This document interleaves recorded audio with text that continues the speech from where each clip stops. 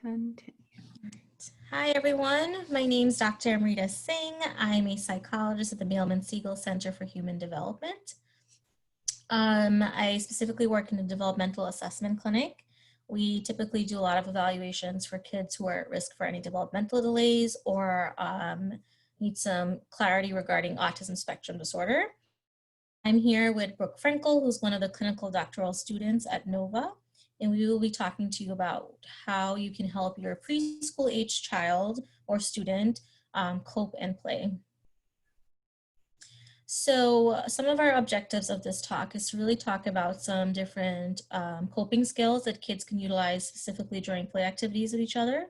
We're also going to talk a bit about how to improve children's flexibility and to help them be a good sport. Before we get into that, though, I want to discuss very briefly some information about kids' emotional development. So a child's understanding and awareness of emotions, it's really affected by their age, their cognitive skills, as well as their language development. So what you'll notice is that children under 2, they start using some of those emotion words when they're playing. And then when they're 3 years old, they start to really understand the concept of someone being happy, sad, or angry. Between ages 4 and 5, you'll see that they are showing some more skills for more nuanced emotions that they see in pictures. So really understanding what a confused expression means. But overall, children under 6, they really have difficulty identifying and expressing their own emotions, especially if it's a mixed emotion. So for example, if they're feeling really excited, but then they're also feeling nervous at the same time, so that feeling of anticipation. So it's important for us to really provide them with skills for developing their vocabulary for describing their emotions, for learning how to regulate their emotions, and just also for identifying emotions. So we're going to talk a bit about some different tools you can use in the classroom or even at home. As far as their social skills, what we find is that children's social skills, if they're very strong, it's actually linked to having a better approach to learning. So for learning math, reading, and writing skills. And when we talk about social skills, we are also thinking about it as far as like pro-social skills. That's another term you might hear. This means that children are showing interest in others, that they're participating in group activities, that they can initiate and sustain play and play collaboratively, and that they can solve social problems. With social skills, since it is linked to really better learning skills, it's important to make sure that we're continuously helping these kids develop these areas in play especially. So now we're going to talk a bit about some different things that you can do in your curriculum. So I'm going to turn it over to Brooke. All right. Yeah. So as Dr. C discussed, we can help children recognize and understand their emotions and help them connect to their emotions through incorporating activities into the curriculum. So a game I like to play is called Name That Feeling. For older kids, basically, you'll have them act out a feeling and they have to describe it. So I can't stop smiling and it's a really good feeling. They're describing happiness. For a younger kid, you can just have them do the faces and the nonverbals without the descriptions. And then for really young kids, giving them access to a feelings chart and saying, show me happy, show me sad, and giving them an opportunity to point to those emotions on a feelings chart. It's also great to incorporate books and songs. I really like Me Want It, which is a song about emotional and really self-control and self-regulation with Cookie Monster. And he's talking about the cookies, but it can really be applied to anything that a kid understands. You know, they want a toy. Me want it, but me wait. So I think that's a great, fun little catchy song that you can introduce them to. And also teaching empathy, right? So helping kids understand the role of I'm sorry, right? Like understanding how their actions affect others. So it's something that's really important, you know, to teach children instead of saying I'm sorry, but teaching them why they're saying they're sorry. So if you have 2 students and one pushes the other, you know, so Lila, look at Michelle, she's very sad. She's crying and she's rubbing her arm where you pushed her. Let's see if she's okay. This helps children make the connection between the action of shoving and the reaction, a friend who is crying. And And another song I like is the Wish You Well ritual. So if a kid is out sick, having the whole classroom get together and wish them well, just saying, we wish you well all through the day today. We wish you well. It gives the opportunity for the children in the classroom to express how they're feeling to their friend, right? They miss them, they're sad, they want them to get better so that they can come back and play with them soon. So today we'll just be discussing different ways that we can help teach children to keep calm and keep cool when they're playing. So we can do this through social scripts, through modeling, role playing, teaching them how to communicate effectively, and also making sure that we are rewarding those behaviors when they are acting in an appropriate pro-social way.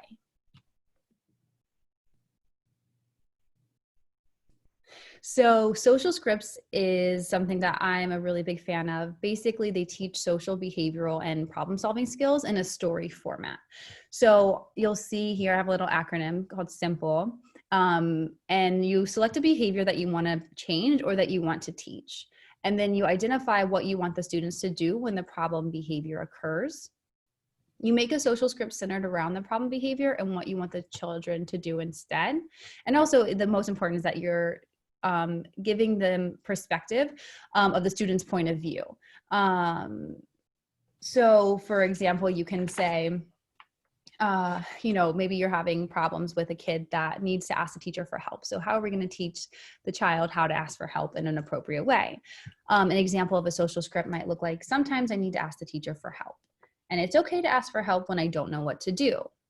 I put my hand up and I attract the teacher's attention. But sometimes she's busy and asks me to wait, right? So that example of a social script goes through the behavior. We give him an option of what to do, right? He's just gonna wait.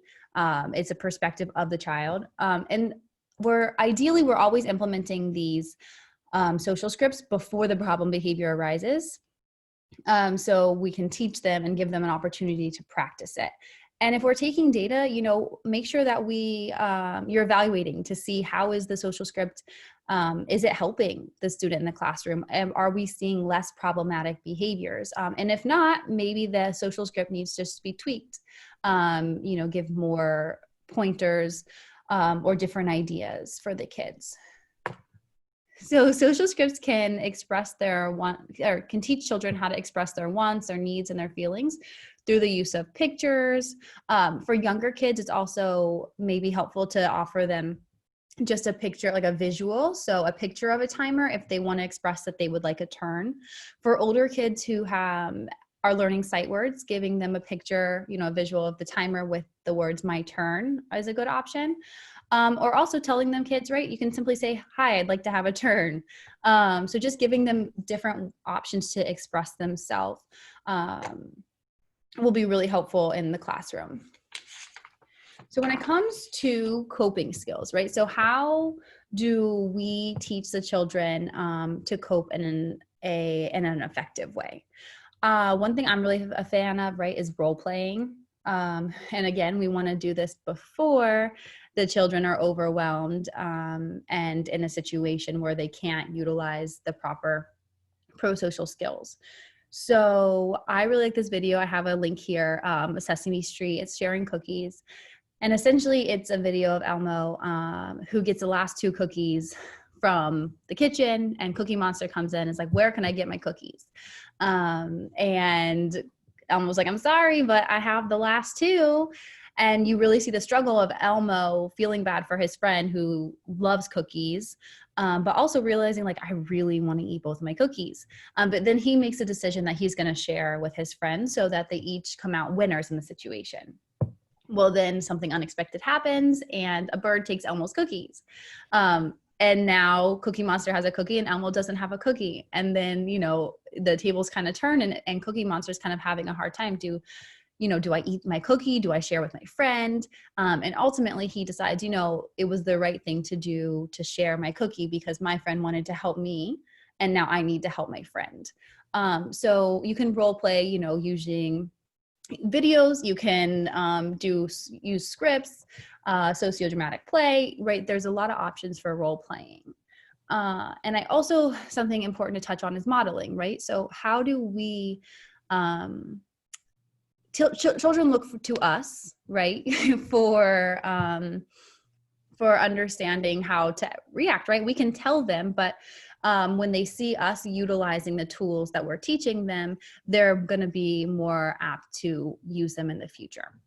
So we can model ways of like how to calm down. We can model ways of how to take a break, how to say, I'm sorry, I made a mistake.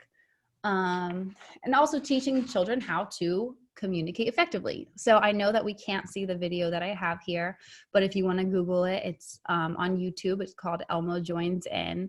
And the goal of this video really is it teaches children, you know, assertiveness and flexible thinking and persistence and strategy building.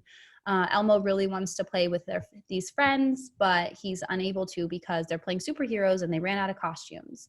So at first Elmo's a little upset, but he talks it through with his teacher and they develop another way, like how else, you know, what do superheroes need? You know, how can I get involved in a different way? And they ultimately decide that Elmo will be someone that they're saving. So just giving the children the words to identify how they're feeling, what they want, how to get what they want in a way that others will react positively. And something, right, we can teach the children all of these great, you know, flexible thinking skills and how to act, you know, appropriately. But how do we reinforce the behavior that we want to see, right? So for children, all attention is good attention. So we want to make sure that we're reinforcing the positive, appropriate behaviors. And we do this through labeled praise. So labeled praise should tell the child exactly what behavior you like. So an example is, I'm so proud that you stayed seated during morning circle time, or you're doing a great job walking in the line, Ari. Or even, you know, if we're teaching the child how to ask for a turn and they ask for a turn the right way, you say, hey, I really like the way that you asked to take a turn on the swing. So just, you know, reinforcing the good desirable behaviors, it just helps increase a child's self-esteem and it adds warmth to the relationship, right? The more you see that they're doing good, the more likely they're going to want to do good. So yeah, for many children, you know, behavior problems are related to emotional distress, be that uncertainty or sadness. So praising and attending to the positive behaviors has the added benefit of reducing the emotional distress and then reducing the acting out behaviors. So this is probably my favorite. So breathing exercises. How can we teach children to calm down? Again, this should be taught, you know, in a morning circle time on a daily basis, practiced, so that children can use these when they're upset, right? This is a really fun one. So the idea is you have a birthday cake with 5 candles. And you can get as creative as you want with this, but essentially you're going to smell the birthday cake. It smells so good. You're going to inhale. And as you exhale, you're going to blow out the candle and think of a wish, right? You're going to say, you know, this is what I wish for. Breathe in, think of your wish, blow it out. And you're going to do that to the count of 5. And then, you know, you can repeat as often as you like. Another fun one is the flower breath. I really like this because you can, you know, either, you know, go pick flowers if you have, you know, access to a garden, or you can use construction paper and have each child make a flower. And they're going to hold the flower and they're going to imagine smelling it. They're going to breathe in through their nose and out through their mouth. The bunny breath, the kids will take 3 quick sniffs in through their nose and 1 long exhale through their nose.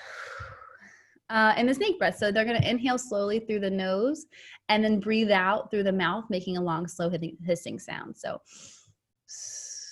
and for kids, you know, teaching breathing is a really abstract concept. So it's important that we give them, we access their imagination and allow them to really become and pretend whatever we're asking them to do so that they can breathe, right? It becomes more of an attainable goal, right?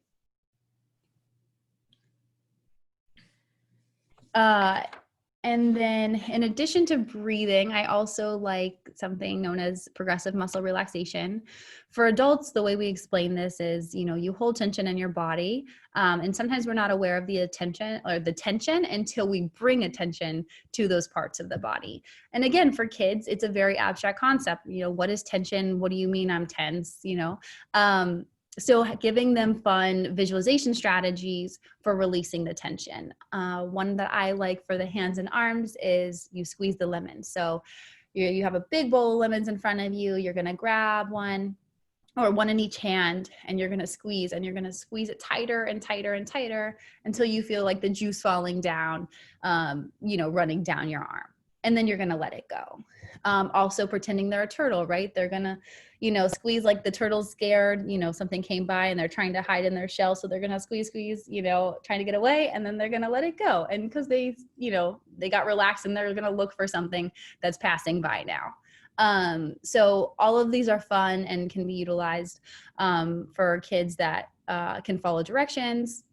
But for younger kids, calming strategies might be more attainable if you use songs. So I really like the I love you rituals, 1, 2, 3, I'm calming me, and all of these are linked so that you guys have access to them at the end of the PowerPoint. And also, right, so we can teach them and the children all of the strategies for calming down, but how are they recognizing their emotions? Are we giving them an opportunity to identify them in a way that maybe may make more sense to them? So I really like the idea of a feelings chart, which you see on the left of the screen. And I think that having access to this is really important throughout the day because, our emotions change. I mean, especially as children, multiple times throughout the day. So if we have children that are less verbal or have a harder time identifying, giving them the opportunity to really look at a chart and point to how they're feeling will help them later be able to use the coping strategies that we're teaching. And I also really like the feelings thermometer so that children can realize where they are during the day. If they're happy, then they're in the green. If they're really angry, they can point like I can't express how I'm feeling, but I can point and I'm at the top of this thermometer. And then that's where we as caregivers can step in and try to help them calm down if they need it. But even though, right, we're teaching all of these skills, sometimes we have to offer alternatives to children who are like emotionally heightened and not able to de-escalate using the techniques. So providing a visual for children to problem solve can be helpful. That's why I like the problem solving wheel. It gives them the children opportunity to develop a sense of independence and autonomy, and also offers us as caregivers an opportunity to reward the positive behavior when they are able to choose an alternative option. So maybe they're really upset and they, need to figure out what they can do, but they can't think of it because they're too overwhelmed. They can go over to the problem solving wheel and say, I need to walk away and I need to let it go, or maybe I need to apologize. So just giving them, again, a visual and a point of reference for alternative options can be helpful. And finally, I love calm corners and safe spaces. I think it's super important to have in every classroom. This should be something or like a space in the classroom that's really comfortable, have some pillows, some stuffed animals.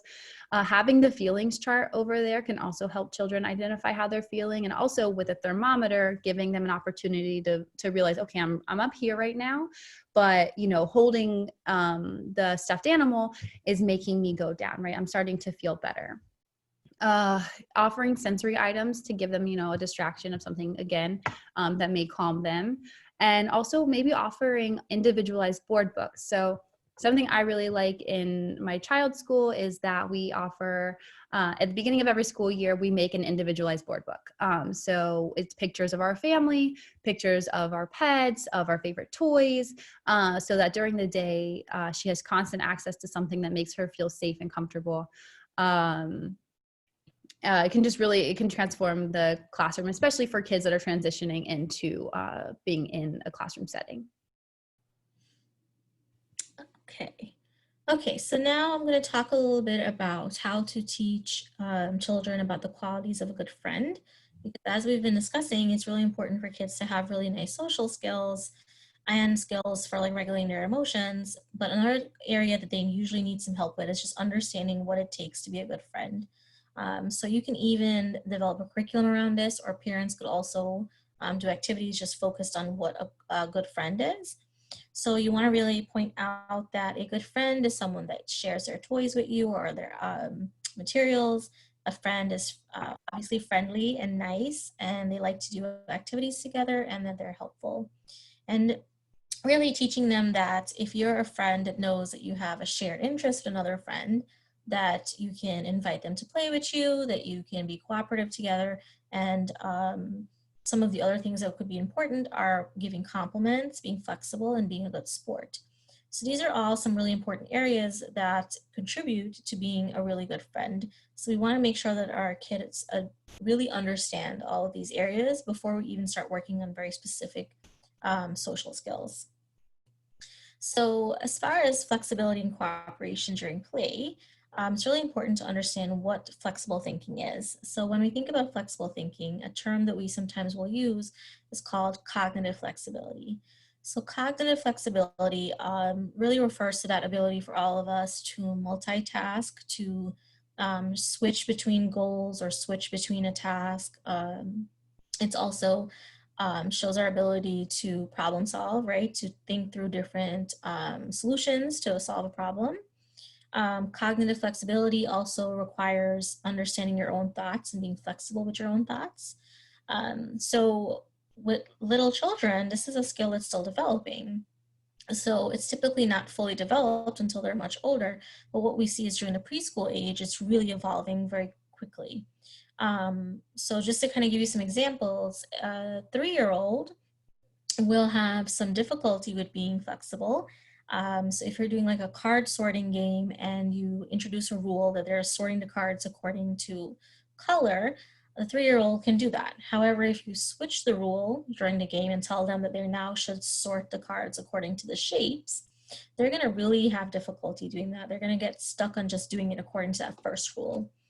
But 4-year-olds, if you play the same game and you switch the rules, a 4-year-old is able to be a little bit more flexible. So that just shows that even in the early childhood, they're developing those skills for being flexible, but there is still a difference between cognitive flexibility according to your age. So since kids sometimes will get stuck, especially in preschool, with transitions or sharing a toy or understanding why a rule might have changed, we have to then give them more skills for developing that flexibility. So to teach some flexible thinking, you can introduce games that have the rules changing throughout the game. So you can play like Simon Says. You can do a lot of sorting games because with those, again, you can sort according to different rules. If you've got a group of kids, you can even come up with an activity or a scenario where they have to work together to solve a problem as a group. This encourages them to really communicate with each other, to be flexible with each other. So if another child suggests a solution that one child does not agree with, they have a chance now, opportunity to work through that and to be flexible with how they're seeing each other's perspective. Pretend play is also a great way to introduce some cognitive flexibility skills because again, they have to pretend that an object or a story is different from what they're seeing it as. And then teaching a lot of self-talk. So when you have a child that's working through a problem, encouraging them to talk out loud so that you can get a sense of how they're thinking and if they're being flexible. If a child is really struggling emotionally and they're frustrated, you can use some of those tools that Brooke mentioned, such as introducing breathing, right? So prompting the child to do some breathing once they've calmed down, that then they should try that solution that they were brainstorming. So that way you're modeling not just how to be flexible, but also how to use some coping skills. Timers are great for teaching flexibility. Kids have a lot of difficulty understanding what it means to wait, and time is very abstract to them. So you can use timers as a visual to help them with being flexible and to understand time. So if they have to wait to take a turn, you can basically explain if you're using an hourglass that when the sand empties all the way into the bottom, then it's your turn. Or if you're using a digital timer, when the timer goes to all zeros and you hear the beep, beep, beep, now it's your turn. So some children need this support so that they can really understand what's actually happening when they have to wait, especially if they're having difficulty coping, because while they're waiting for the timer, that's also an opportunity for them to use some of those coping tools. So another way you can teach this is by having, again, a social script. So if they're working on turn taking, you can have a visual such as this one, where it's very clear that what they're doing is taking turns. And while they're waiting for their turn, they have to use safe words, safe actions. They have to listen the first time they're told the instruction. And that only the person whose turn it is can touch the toys in the bin.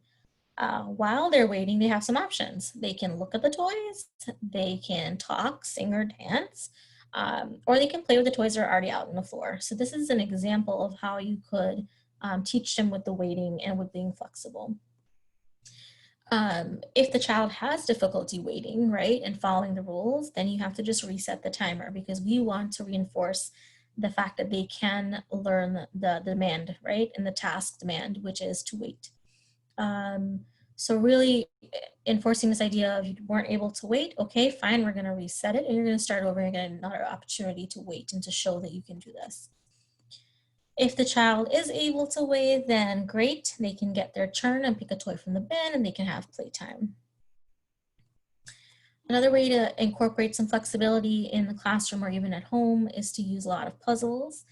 Puzzles are great because in order to put it all together to see the full picture, you have to really think about how all those pieces are fitting together. So you have to be flexible with your strategy. You also have to follow instructions. So if you make this into a game where they're playing with others, you can even kind of separate everyone into teams. And so that way they're having to communicate, right? And take turns finding pieces. So if one child finds part of, for example, the star, they have to then say, I found half of the star, can you find the other part of the star? So this way they're practicing the turn taking, they're practicing working together to accomplish a goal as a group. And of course, they're learning some of those great skills such as identifying animals, numbers, shapes, colors. As far as sportsmanship skills, kids around 4 to 6 can really understand what it means to be a good sport. So children younger than that are going to really have difficulty, but you can still teach them some of these sportsmanship skills. For example, they can still learn the skills for sharing and taking turns. They can still start learning what it means to give a compliment to someone when you're playing a game with them. And some other areas of sportsmanship are, obviously not being bossy and telling the other child how to play. And it's important to keep your cool when you're being a good sport, and that you have to congratulate others. So I'm going to talk about each of these individually. So when we're teaching sportsmanship, these are some of those rules. But before you even talk about the rules, you have to really emphasize that the goal of playing a team sport or even a game is to have fun. Yes, it's awesome to win, but the reason we're all doing it is to have fun and to enjoy our time together.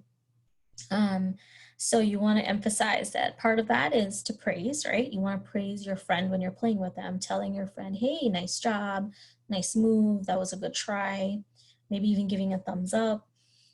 And then also introducing the idea of what it means not to be a referee. So when kids are little, they might have trouble understanding this. So you can tell them, try, not to be the boss, right? So we really just want to teach them that a person who's a referee in like soccer or basketball or another sport, they're there to remind you of the rules, right? And when we're playing with your friends, it's not your job to be the referee. You're just there to have fun and play with each other. So if you're bossing around the other child or you're telling them what to do, they're not going to find that to be fun and might not want to play with you again.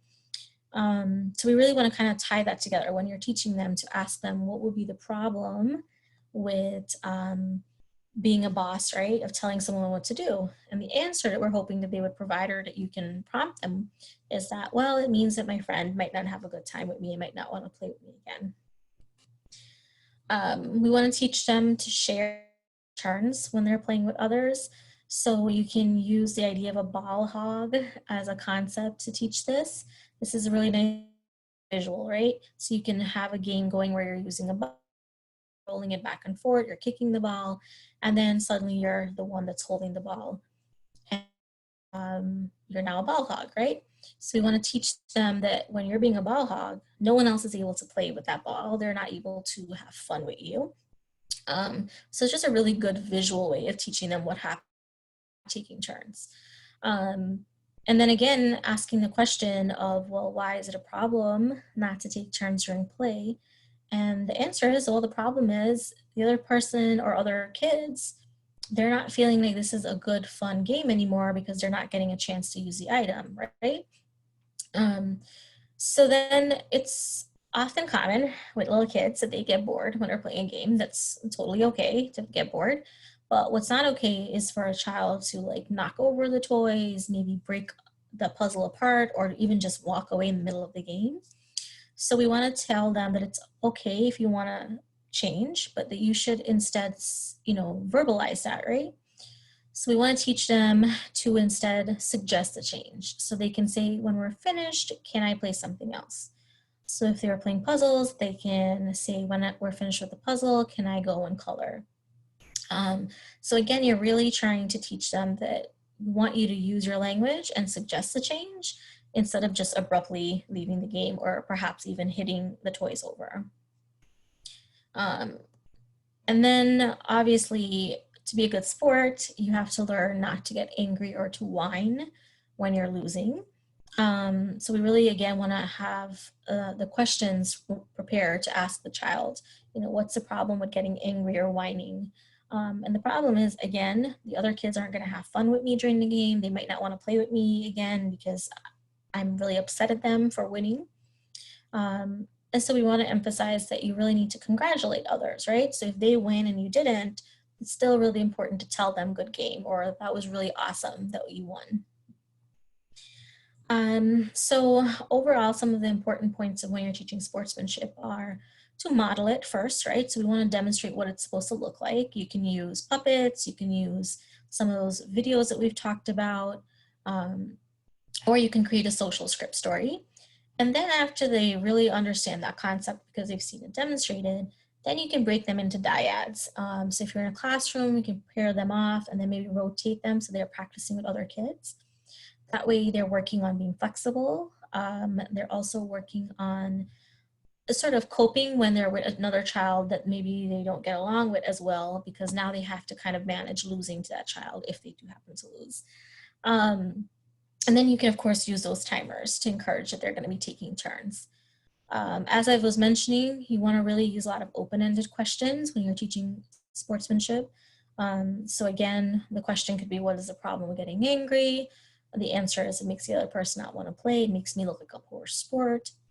And the reason I'm mentioning using open-ended questions is we want these questions to be perspective-taking questions. We want to really teach the ability for children to understand someone else's perspective and how they're thinking and how they're feeling, because this is also a really important skill for not only social skills, but just for emotional regulation skills. For you to understand how someone else is thinking and feeling, it helps you with managing your own feelings.